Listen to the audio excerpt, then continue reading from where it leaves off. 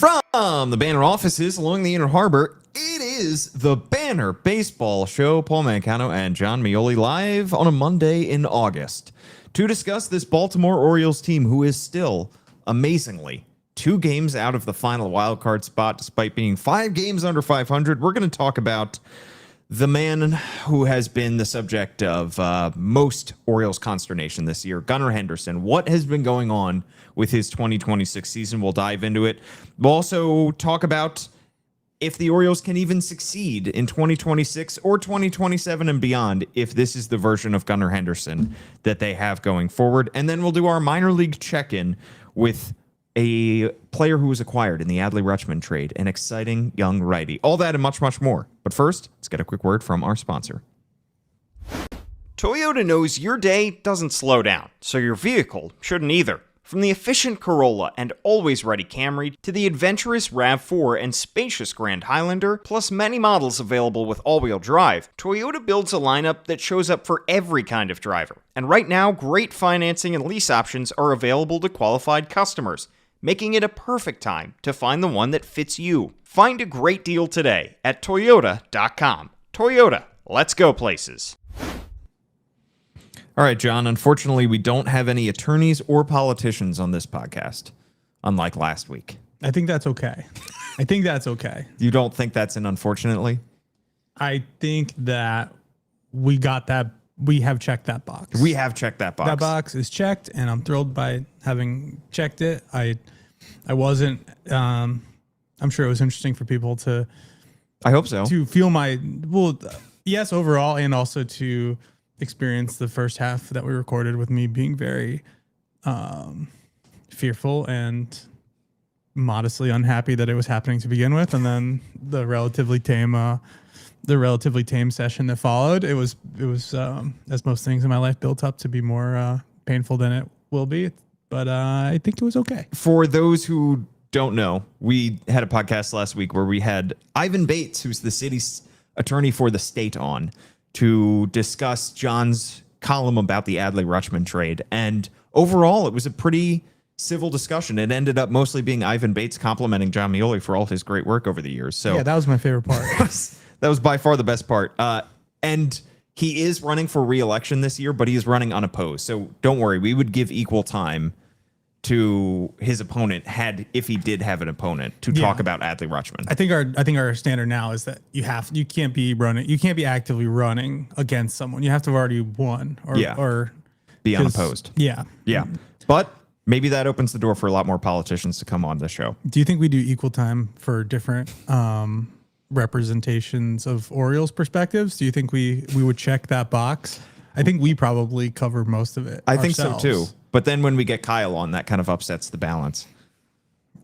A little bit. Yeah. All right. Let's talk about this Orioles team right now that is currently 5 games under 500, 2 games out of the final wildcard spot. Since our last podcast, they got swept by the Yankees, and then they almost swept the Tampa Bay Rays. It's a shame they don't play the Rays the rest of the season because they seem to play great against the Rays, especially lately, for some bizarre reason. There was a year that I think they only won 2 games against the Rays. I think I saw it on a broadcast, on a Masson broadcast at one point. That was highlighted, and they've played the Rays a lot better since then. I feel like Kevin Brown might have had some comments on the air about the Orioles' struggles against the Tampa Bay Rays that might have gotten him in trouble with previous ownership of this team.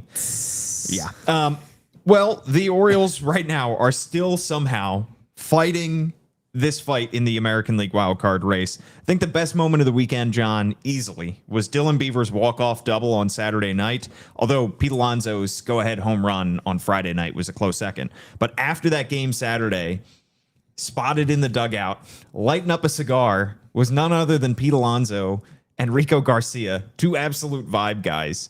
I think it's safe to say, John, especially since Adley Rutschman has been traded from this team, and especially given the struggles that we've seen Gunnar Henderson go through, and we'll get into that in just a bit, this is Pete Alonso's team going forward. Yeah, I mean, it's very fascinating kind of seeing, and I think this is going to be one of the parts when the season's over, probably at the end of September, but maybe 3 days after the season's supposed to be over, who knows?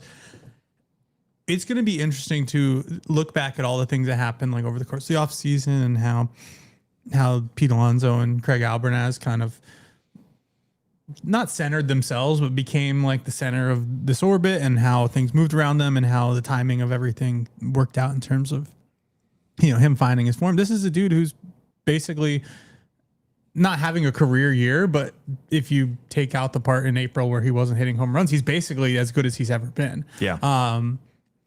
And what is fascinating to me is not only how he's going about it, but kind of the orbit that he has. He's pulling other guys in. He is wearing the expectations that come with his contract almost as a badge of honor. I started saying it, I'm going to keep saying it, but we saw earlier this month, I believe it was in August, that Chris Davis came to town, and there was a lot of, now that everything's in the past, he could talk about how hard it was and how challenging it was not to perform with the expectations. And that is this team's experience with the big hulking first baseman making a ton of money. That is the experience here. And that was awful. That part of it was awful. The part where he hit 50 home runs, those parts were great.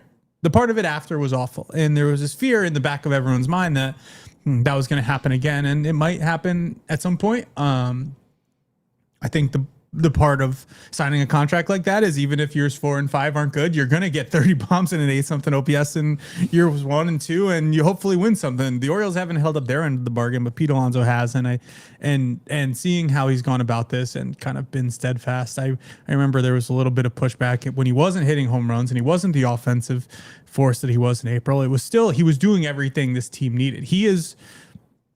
Every time he speaks, we're gonna be better. We can do this, and that feels trite in August when this team just is bouncing between 2 and 5 games below 500 and can't break through.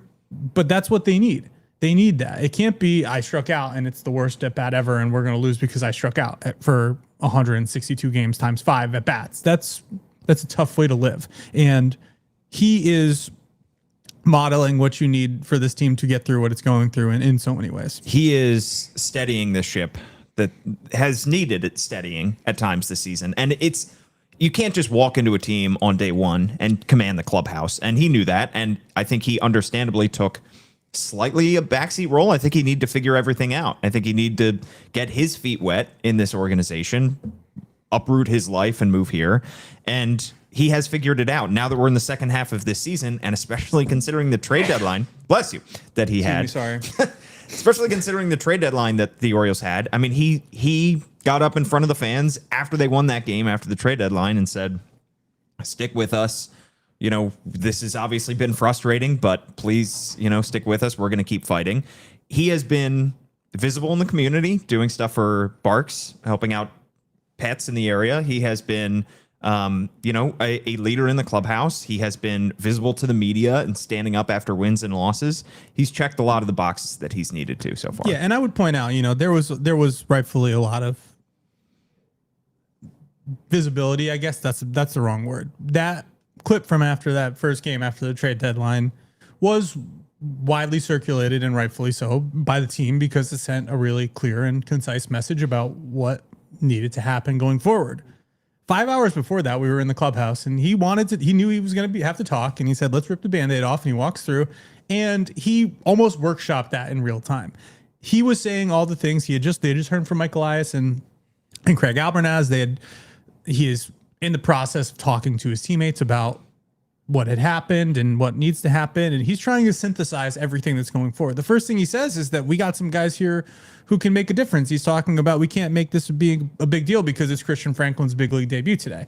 And that is true, but you almost saw him synthesizing, not the talking points, but he was trying to get everything processed in real time. He was trying to process the pain he was experiencing, those around him were feeling. He was trying to keep in mind the positives of the day for the people that were experiencing positives. And the difference, and this is something that has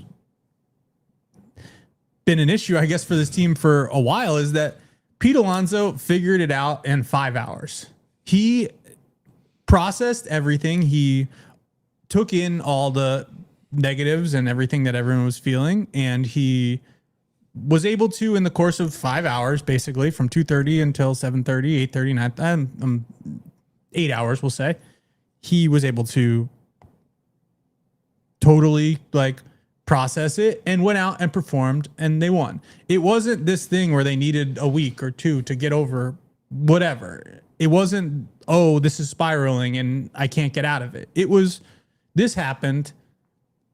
You know that he was conflicted and trying to process it all because we heard him doing it verbally in real time. And the next chance he got was to go out and play baseball and play it well. And then he got the chance to say it again. And that's the thing that we're talking about modeling. You know, they want to be able to turn the page. And this team has not been a team that has been able to turn the page. They have been, for lack of a better word, like very much momentum monsters. Like when in 2023, they could literally do no wrong. They were doing goofy stuff off the field. They were playing great baseball on it.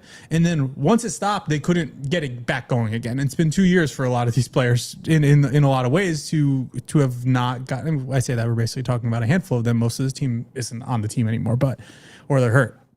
But they've stopped. They haven't been able to reverse that. And in Pete Alonso, you have somebody who was able to basically process everything in like the span of a day and was fine.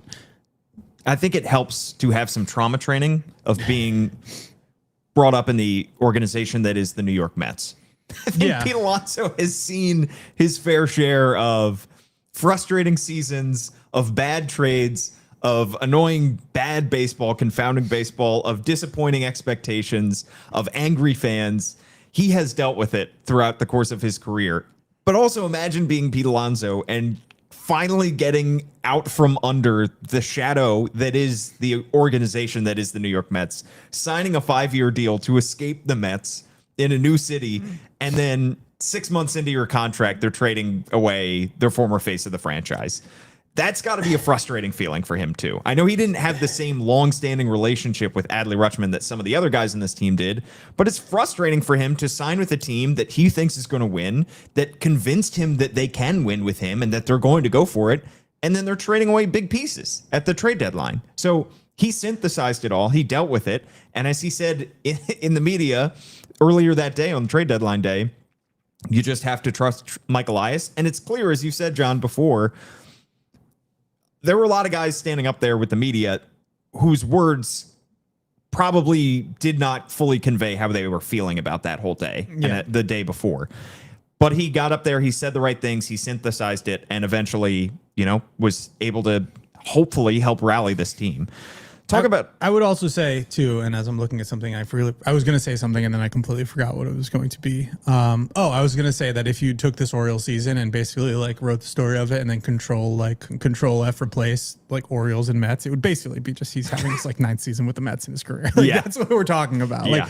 Like all the ways that the Orioles have lost games and all the things that have happened to them. It's basically like the lull Mets meme just experienced in real life. It's sad to say. Well, speaking of somebody who has had trouble synthesizing a lot of this, let's talk about Gunnar Henderson. Gunnar Henderson is in the midst of his worst season as a big league baseball player. He's hitting 220, 20 homers, 698 OPS so far. Stats aren't great this August.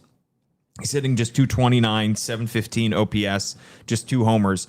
Things are ticking up for him, though, in expected stats. Expected weighted on base average. Is that what WXWOBA is? Yeah. Okay. Yes. According to StatCast, has been going up a lot. He started the month 277. It's up to 402. It's clear if you're watching the games on a nightly basis, he's hitting the ball harder. He's making better contact. He's driving the ball farther.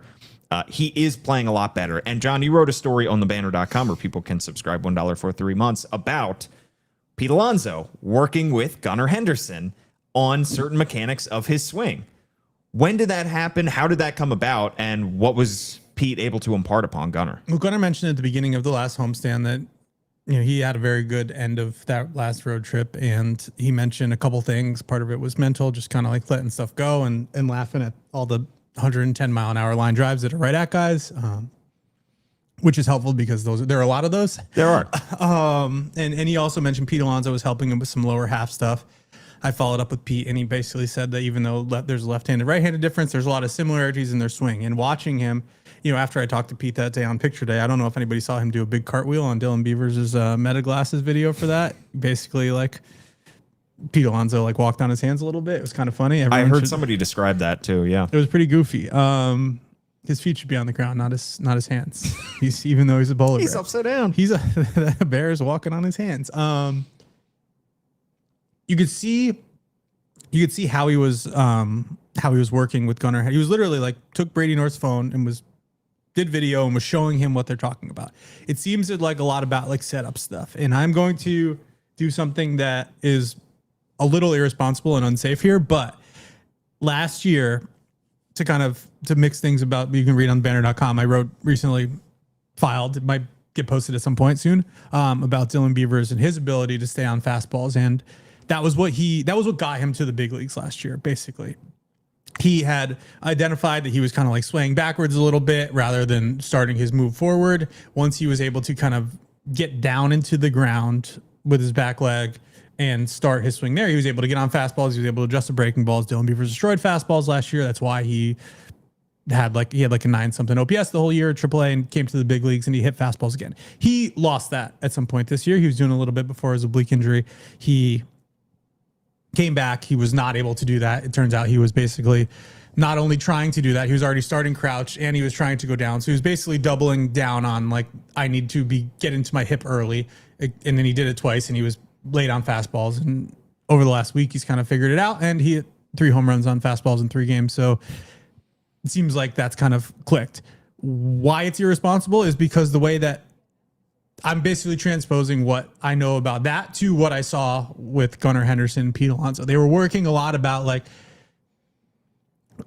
Gunnar Henderson's backside and his first move being almost like into the ground rather than backwards and not swaying backwards. So they were trying to basically, it looked like they were attempting to have Gunnar Henderson's first move be forward rather than backwards. When your first move is backwards, you are basically putting yourself at a disadvantage in terms of catching up to the fastball, because then your body's not going the right. You have to be activated right away. So if there's even a little bit backwards and you're trying to catch up to the fastball, it's very challenging to do that. And then your timing gets off. You realize then you try having to fire early on fastballs. That's then you end up swinging over a bunch of breaking balls because you think it's a fastball.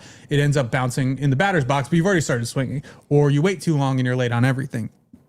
It seemed like that work was very much centered on that specifically, and in having a strong base for Gunnar Henderson to get off his best swing on those fastballs. Now, I know that and even Pete Alonso said, like, there's different ways of saying he has his own way of feeling his body and knowing what to do. He described it as moving the levers. He wants Gunnar Henderson to be like God tier lever turner. Like, okay, I'm feeling this. All I have to do is change this. Gunnar Henderson has made adjustments to his swing over the course of his career, but he's also kind of just gotten away with what he does because he's a freak athlete and he's really good. The difference is that Pete Alonso wants him to be able to say, okay, if I'm feeling a little late, my cue needs to be to get down into the ground and go. Pete Alonso's language is like very much, I spoke to somebody he works with at a facility in Florida. I can't remember neither the facilities or the trainer at that facility's name during the offseason, and I will look at that once I'm done talking. But he talked a lot about like Pete Alonso likes to, like how he likes to feel his feet in the box and like what he wants to feel in his toe and like how he wants to feel the ground. And that type of pressure into the ground rather than like moving your body is the type of thing that works with Pete Alonso. I think they're trying to find a way to translate that into Gunnar Henderson's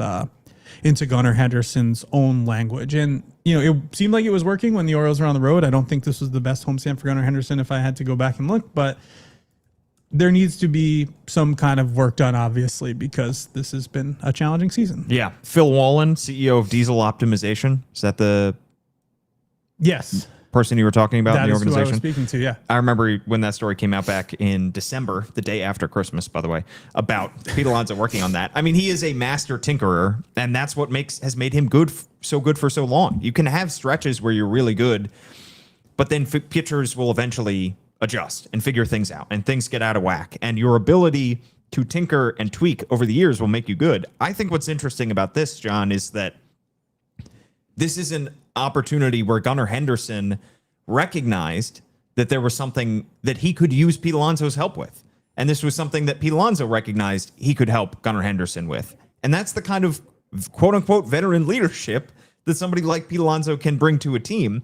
But it also takes a little bit of humility for Gunnar Henderson to recognize I may be a two-time All-Star, I may be a superstar in the making, but I can learn something from this guy who's been around for a long time and been doing it incredibly well. Yes, and I think part of that is, and it's not like this stuff hasn't been happening. Pete said that after one of the games in Miami, which was the first week in May, I believe you were there. I was. By the way, Gunnar, still a one-time All-Star, which is still crazy to me. But that is a little crazy. That is crazy, yeah. But I remember there was a game you were waiting for one of them, either Pete or Gunnar. We were waiting for Pete, yeah, for a very long time. It's because he was hitting with Gunnar. Like, this isn't something that just happened right away, but it's also not something that Pete Alonso as and I even said this as we were talking. I was like, I think there was an expectation. I'd said this to Pete. There was an expectation because they're both Scott Boras guys that Pete was going to come in and be like, come on, little buddy, let's go hit 35 home runs apiece and make you some money. Like, that's not how this goes. Gunnar Henderson is a young man relatively, but he is an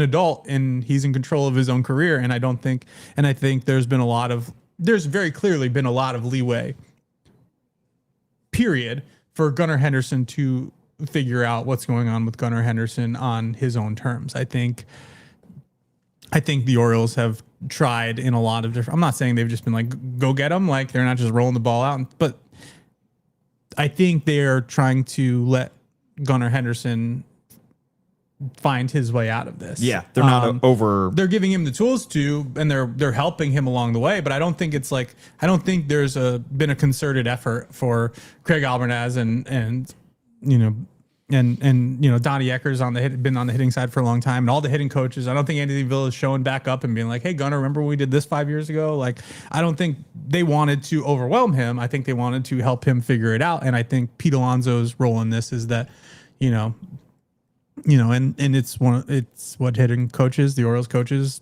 big leagues, minor leagues, everything say all the time. It's like when the student is ready, the teacher appears. It's like Pete Alonso's not the teacher, but Gunnar Henderson was ready for these interactions to start happening at a more meaningful scale. I saw it happen. I think I saw Jake Rill was like posting pictures of them doing. This is something that's happening actively now in a way that hasn't for this year, and it is a sign that Gunnar Henderson is able to take that feedback, and it's not a sign that he wasn't either.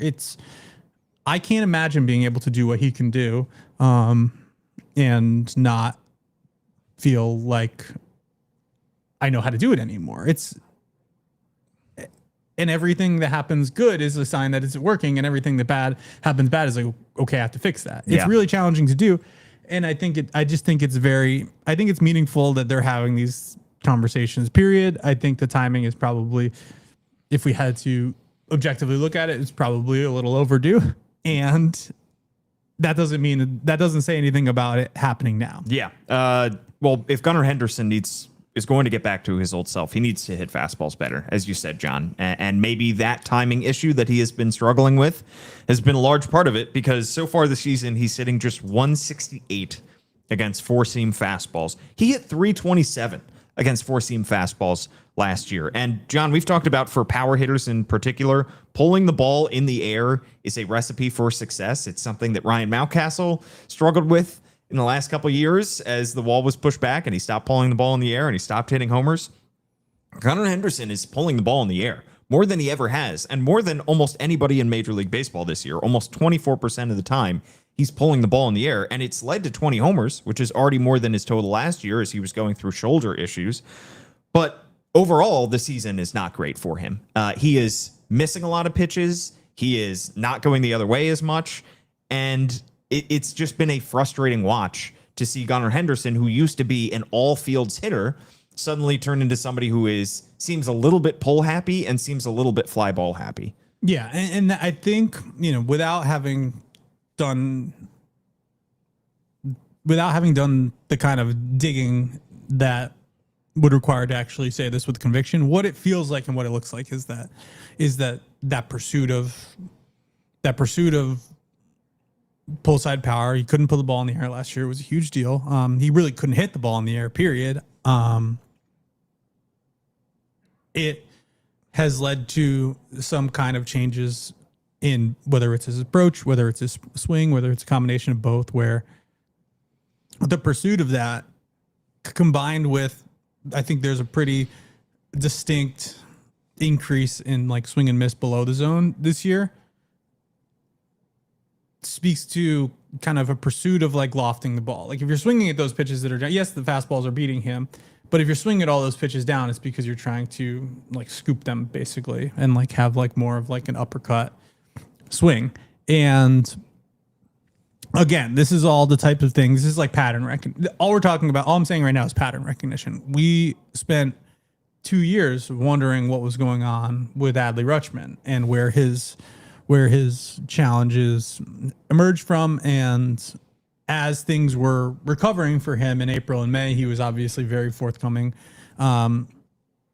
with myself, with Andy Koska, our colleague, about what was happening and what had happened.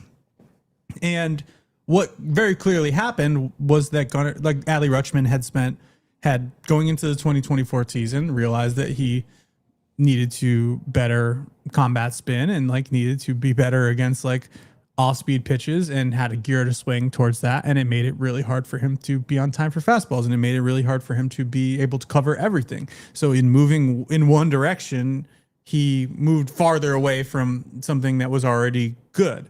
I don't know specifically that we could sit here and say with any certainty that that happened with Gunnar Henderson. What we can say is that there is meaningful regression in like what he's doing against non-fastballs too. But that was an area that he needed to improve on. If he had to pick one, it seems like he might have picked like, let's work on the things. I mean, he was much better against fastballs in the past than other pitch shapes. So maybe there was an effort to try to cover those things, and he's lost some of the fastball, the ability to work with the fastball too. The sweet spot seems to be what they are doing right now in terms of trying to start his swing forward and be able to attack those fastballs. If Gunnar Henderson has no wasted movement in his swing, and wasted is relative, I'm sure if you saw my swing, everyone would laugh. There would be a lot of wasted movement. Paul, I believe, has been showing people videos of my golf swing liberally over the course of the last month. I'm so sorry. It's okay. It's okay. It's a remarkable study. It's a remarkable swing. Yeah. Golf swing. And yes, and I think it works. You play great. You beat me on the golf course, but I will say there is some wasted movement in there. There's some wasted movement there. Wasted time though. You get up to the ball and you hit the ball. I practice what I preach. I just want everyone to swing as hard as they possibly can with a baseball bat, and I'm not going to go out there and try to guide my golf club to the ball. Unrelated. If Gunnar Henderson has the ability to have his first move be forward, he has the bat speed to attack fastballs and hit them to all fields at the angles he wants to, because he's done that his entire career. He's done that his entire life. It seems like they have identified a way forward from that. Yeah. Now it's just a matter of doing it. Yeah. And like I said, I don't think this homestand was as good as the road trip that preceded it. This stuff isn't going to be linear, but we're talking about somebody who has the tools and the talent to do what he's being asked to do. Yeah, and he has the competitive spirit. The competitiveness has never been a question for Gunnar Henderson. He is incredibly competitive. He wants to win. But you do wonder if at times that competitiveness has almost gotten in the way of his success this season. Gunnar cares a lot about all of this. And at some point it just feels a little bit self-defeating, because you see the way that he acts after he strikes out, after he grounds out, after a big at-bat goes wasted. And Gunnar is oftentimes slamming his helmet down. He's slamming his bat down. He is cursing at himself. And it is fine, I think, to be demonstrative, to be upset, and all that stuff. But you definitely see this season wearing on him, and so much of baseball in particular, sports in general, but in particular baseball, is about dealing with failure. And I think we're seeing Gunnar Henderson, for the first time in his life, really have issues on the diamond, and he is struggling to deal with the failure that he is dealing with. When Pete Alonso strikes out, when he goes through the kind of month that he did at the beginning of the season, you see it. You definitely see it on his face. You see it in him shaking his head and that kind of stuff. But you don't see the kind of way that it wears on him in the way that it has with Gunnar Henderson. And I think it's been frustrating to watch for Orioles fans because it's not fun to watch when Gunnar Henderson is going through this. Yeah, and to that point, Pete Alonso wasn't hitting the ball. He wasn't driving the ball. He wasn't hitting for power at all in May. But he as somebody who's been in the big leagues, and let's not. Pete Alonso was the same age when he debuted in the big leagues as Gunnar Henderson was at the start of the season. Like Gunnar Henderson has been in the big leagues for 4 years, and if you put their careers on parallel tracks, there's just a huge difference in where they came from. And Pete Alonso at that point, he basically told me about his coin flip theory. He's like, if I get on base or hit the ball hard, those are the two ways that something good can happen for me or the team. And even if the outcomes aren't what I want them to be, if one of those two things happens and I keep pursuing those two things, and those are I'm centering those things, and I'm consistently making it so that those are my priorities, something good's going to happen. That is in a way positive self-talk. Does anyone who's listening to this or cares about the Orioles want Gunnar Henderson to be doing basically what he's trying to do now? Is like, well, if I hit the ball hard, that's okay. I think there's people who get upset by that. Yeah, they do. Also, I don't care about that at all.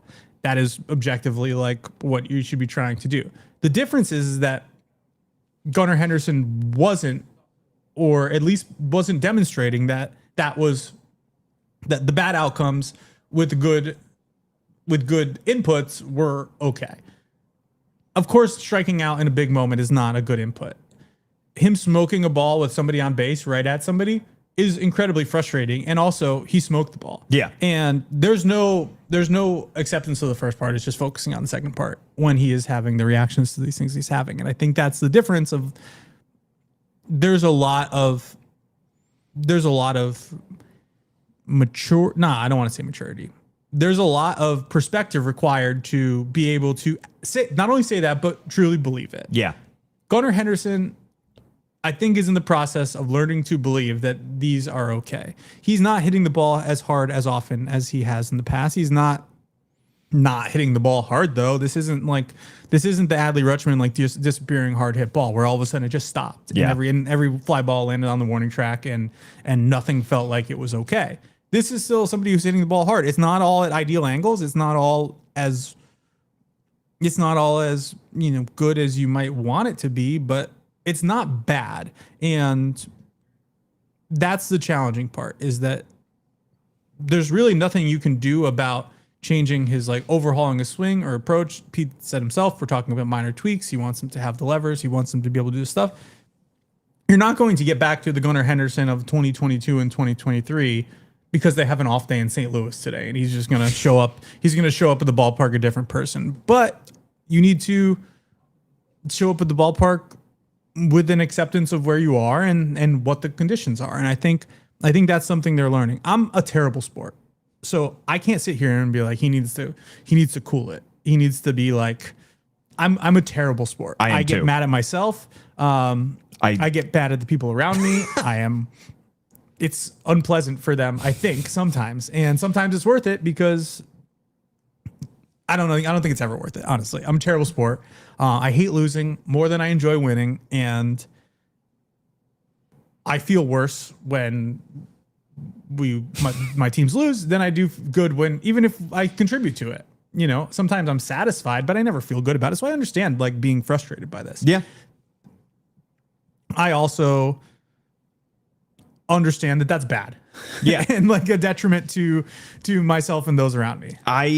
Anybody who's ever played basketball with me knows that if I'm losing, it doesn't go well. I mean, I commit frustration fouls. I make comments that I probably shouldn't. I trash talk at times that I shouldn't, and I get frustrated. And so I completely sympathize with you and with Gunnar Henderson in this situation. But also, I can just stop playing basketball for a week and go live my life and not have to deal with it. He's got to go out there the next day and play baseball. So he has to deal with it on a night in and night out basis. And for this Orioles team in 2026, they obviously have needed Gunnar Henderson to be Gunnar Henderson, and he hasn't. And it's a large reason they are where they are. And if they intend to make the playoffs over the next 5 weeks, they need Gunnar Henderson to be the Gunnar Henderson that they saw before this season. But even beyond that, they need Gunnar Henderson to be Gunnar Henderson. And for so much of the season, we spent time, and a lot of Orioles spent time looking at the lineups every night and saying, why is Gunnar Henderson, who is having the worst season of his career, who is hitting worse than Blaze Alexander, consistently hitting in the top 3 of the lineup? It wasn't until August 17th, 1 week ago, that Gunnar Henderson played in a game where he did not hit in the top 3 in the lineup. He was finally moved down to 5th in the order. And Craig Albernaz has been asked about it multiple times. And back on August 8th, he was asked about it. And I thought this quote stuck out. He said, for us to get where we need to go, we need Gunnar Henderson to be Gunnar Henderson. And that's absolutely true. But also, there were ways where Craig Albernaz still could have allowed Gunnar Henderson to find himself and still not be in the top 3 of the Baltimore Orioles order. I mean, to continually stick your head in the sand and believe that this guy is just suddenly going to, in an off day in St. Louis, as he said, John, just figure things out. You have to win on a night in and night out basis. But the problem is I just look forward on this team right now, and I look at 2027, 2028 and beyond. Can the Orioles get where they need to go in future seasons if this is the version of Gunnar Henderson that they're going to be getting? It feels challenging to say that that's going to be okay. It also feels challenging to sit here and assume that he's not going to improve. And that's a me thing. That's a me thing. I feel like there's basically no world where this is not figured out. This is a problem that arose this year, that really, this inability to hit, like, drive fastballs, that is having a meaningful difference on his performance. And, there's all these things that have been different. We talked about, his quality of contact, his bat speed, that type of stuff. It's very clear that, bat speed is a skill, and it's also like a mindset. If he doesn't, you have to swing hard to hit fastballs, and you have to swing hard to make the kind of contact that he wants to. And I almost view it as like a conviction thing. I don't think he's lost any physical skill. I think he's just a little bit in his head as like what he's swinging at. And when you're beat on a pitch, you don't often swing as hard as you would if you weren't. Like, I think there's basically been studies like correlation, like the hardest swings are the ones where you make contact. And if there's a little more swing and miss, you're not going to be swinging as hard. They can't have a world where Gunnar Henderson has another year like this, and neither can Gunnar Henderson, because we're talking about somebody who's going to be, I think, for better or worse, is going to have some kind of understanding of what the financial landscape for his free agency is going to be. And there's going to be probably a new CBA, and there's going to be a better understanding of what the market's going to be when he's a free agent in a couple years. And also, there's going to be an understanding that all this is contingent on him having an OPS that starts with an 8 or a 9 and being like a 5-win player. It's all well and good for somebody to be able to reach free agency and test the waters like he wants to, but you also have to be that kind of player. You have to be that dude to be able to be treated like that dude. And he's going to want to do that. The Orioles are going to want him to do that. It feels like this is going to turn into like a blip almost, but I understand that that's a very challenging perspective to carry, because it's not really what we're seeing right now. Yeah, I mean, you hope that this is the floor of what Gunnar Henderson is, and you hope that he gets better next year. But if he even gets better by 10%, that's probably not good enough. I mean, the Orioles right now have 7 players that have an OPS plus over 100, with 100 being the average. So above average hitters right now on their team. Pete Alonso, Blaze Alexander, Adley Rutschman, Joel Pozo, Taylor Ward, Samuel Basayo, Christian Encarnacion Strand. That's 7 hitters. Adley Rutschman and Taylor Ward are no longer here. Joel Pozo probably won't be here next year, I'm sorry to say, as great as the vibes are. Christian Encarnacion Strand probably won't be here next year.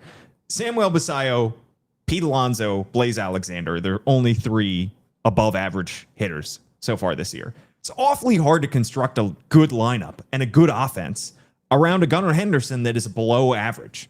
and around a Gunnar Henderson that is an OPS below 100, OPS plus below 100. You just need so much more around him. This Orioles offense is going to need an inflection of bats in the offseason regardless.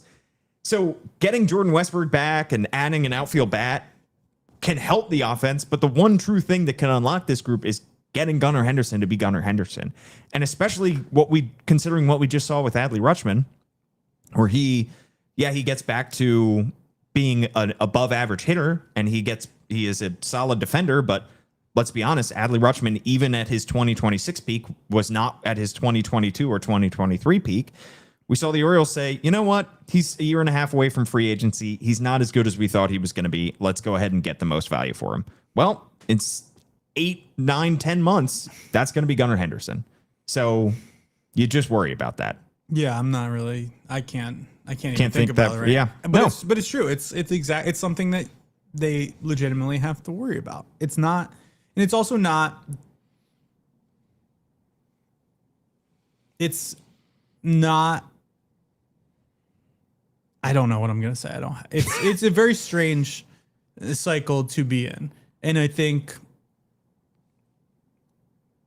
I don't really want it. I'm not gonna do it. Yeah, it's just you just hope that Gunnar figures this out and continues to improve his play, because if not, we're gonna have a long off season that could be longer than normal because of a lockout, where we're gonna be spending a lot of time worrying about the future of one Gunnar Henderson on this team. Does Pozo really have 17 plate appearances? Joel Pozo does have 17 plate appearances. He's been on this team for like a month. He's there for the vibes, John. He's been their third catcher since Samuel Basayo has come back up. Yeah. Yeah, it's pretty crazy. That's pretty crazy. All right. Hey, Kobe Mayo. Yeah, Kobe Mayo at an even 100. He is a league average hitter by OPS plus. Good for him. All right, let's take a quick break and then let's do our minor league check-in.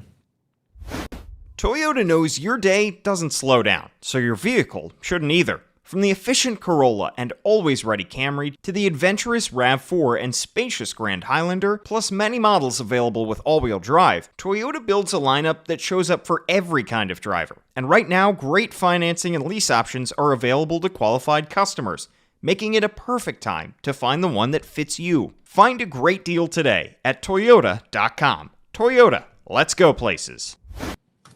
John has dug through his backpack and found his trusty notebook, which means food in there. through his lunch, he finds his notebook, which means it's time for our minor league check-in. You were down on the farm at High A Frederick and at Double A Chesapeake. Went to Wilmington on Friday. Wow, to Wilmington. I haven't been there in years. Right under the highway, right under 95. Yeah, I was sitting there. There was a scout sitting with me, and like there was a couple of pitches. They were like, "What was that one?" It's like 113. I think that was a car, though.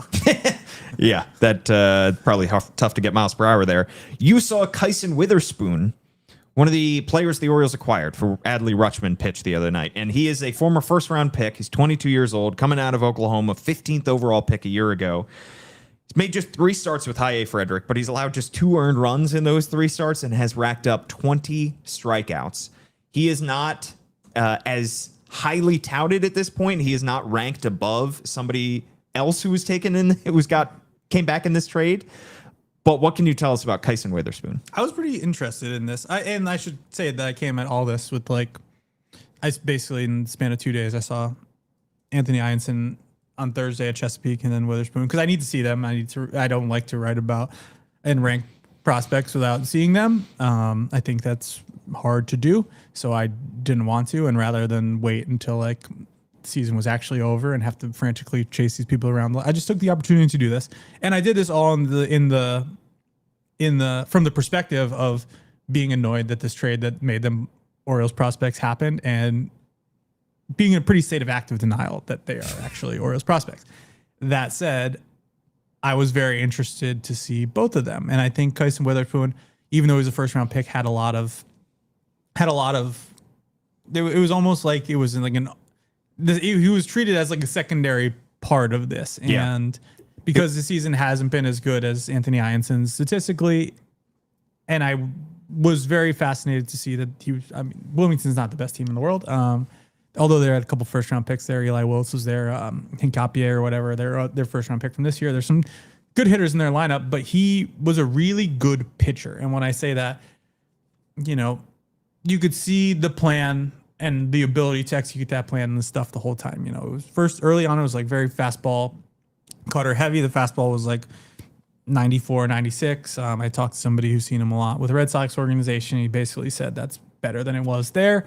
I think there's been a little bit of an issue with both these guys in terms of their velocity backing up as the season's going on, but Witherspoon was very comfortably in the mid 90s. He threw a lot of cutters early up in the zone, you know, felt very much like watching, and I feel like it was similar experience to watching like Cade Povich and Trey Gibson pitch, in the sense that it wasn't overpowering. It wasn't like he's like some like soft tossing righty, but it wasn't overpowering dominant, but you saw him really have a lot of ways to get hitters out and take advantage of that. He went fastball heavy, a lot of cutters, a lot of sliders the first time through. He basically faced one or two righties, I think, the whole game. Actually, that's actually not true at all. That was Anthony Ianson.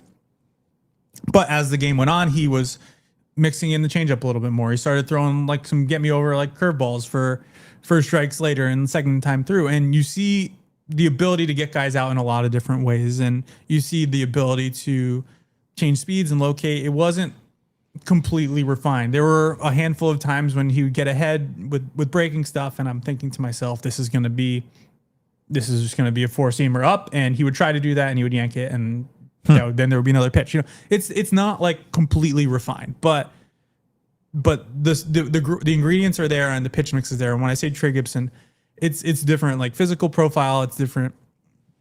You know, I think overall different. We're talking about somebody who wasn't drafted and somebody who was drafted in the first round out of an SEC school. But the similarities to me felt like there's a lot of different ways to get somebody out in the zone. We're talking about somebody with 5 pitches who is probably going to add to that mix based on how the Orioles typically do things. And I felt it was very, very much in the vein that they typically like their pitchers to be, where there's a lot of different ways to get guys out. There's multiple pitches for righties, multiple pitches for lefties. And you compare that to Anthony Ianson, who we're not explicitly talking about, but I saw a pitch the same day, and it felt very similar in that he also came to the Orioles org, 4-seam, cutter, slider, splitter, split change type deal, and then curveball. And he's almost going the other way. He didn't throw no splitters, no cutters. It was fastballs through the zone. It was sliders. It was curveballs. He also dominated in the start that I saw, where again, no minor league team is good except for Frederick. I guess their lineup was good, has been good. So again, there's all these caveats of like who they're facing, but I guess Richmond doesn't strike out a ton, and he struck out 8 of them. And he did it by basically, even though he shelved those other 2 pitches, was all through the zone consistently with the slider, fastball, curveball combo. Somebody I was watching the game with basically said they're turning him into Kyle Bradish, which, yes, they are. Kyle Bradish also has a sinker. Again, we're not talking about it. The Orioles, I think, are being very, very hands off with both of these guys in terms of, you know, what they're trying to do. They're basically like, keep doing what you're doing. We'll talk to you in October and we can start working on stuff. But it felt very focused and almost like that is how Kyle Bradish pitches. He was through the zone. It's a really like high angle. It's a higher slot. It's really tough to pick up, and it's fastball, curveball, slider, all kind of the same lines. And that's also completely valid. It's not to say that he can't be, when Anthony Ianson was traded for, somebody I talked to was basically, he's their kind of guy because he had all those pitches, because he had 5 pitches and all the kinds of success he has. And you see them refining it now. And it's a very interesting way to go about kind of development as it is. It's not like you're going to reinvent the wheel with a month left in the season in these guys' first full pro seasons. But to see them kind of emphasizing just hammer you, these are 3 really good pitches. You can pitch effectively at this level, and you can make them better if these are the only things you're focused on, the only things you're working on. That felt very pointed to me too. And we're talking about 2 different things. Obviously, when I compare one guy to turning him into Kyle Bradish, another guy, it's more like Trey Gibson-y, or even like, honestly, Brandon Young's kind of the same, where it's just like there's no dominant pitch. It's a lot of quality pitches in the zone, and it's locating and it's mixing them well and it's sequencing. Kyle Bradish does all that stuff too, but he does it with a more focused arsenal. And I think you could see the path forward for both of them on those tracks. But obviously these are good pitchers, and the Orioles are organization is better for having them. Yeah. Even though I don't think they should have made the trade. Well, they have them, and you're going to keep on covering them because they're going to be pitching in the minors for a bit. The Orioles in the major leagues, by the way, embark on a 3-city road trip: St. Louis, Sacramento to face the A's, and then Colorado. Every series is an important series from here on out as the Orioles try to get back in this. And this is a group of teams that is not exactly in the thick of the playoff race, each of these. So these should be wins. But then again, as we've seen, the games against teams that should be wins don't often result in wins for this Orioles team. Let's game it out. What if they just blow these teams out this whole road trip and come back having gone, it's like 9 games. What if they're like 7-2 on it and come back? That would make them above 500? If they went 7-2, they would be at 500, right? They would, I can't keep. No, they would be above 500. I can't keep track of the standings. No, they would be at 500. Yeah. What does that even look like? Like what does that even mean? I had some plans come up for like the last week in September, and I was like, this is the most insane thing. I can't believe I'm putting it into words, but like, if this team is playing, I have to go to New York. Like if they're still playing for something, I have to go to New York. Yeah. And then they proceed to lose the next 3 games and play look like a team that has no chance of that happening. And yet here we are. And that's where we're going to be. It's insane. There's never been a more it's so over, we're so back season. Yes. Yeah. Well, we'll be back at some point, probably early next week, to break down the Orioles road trip.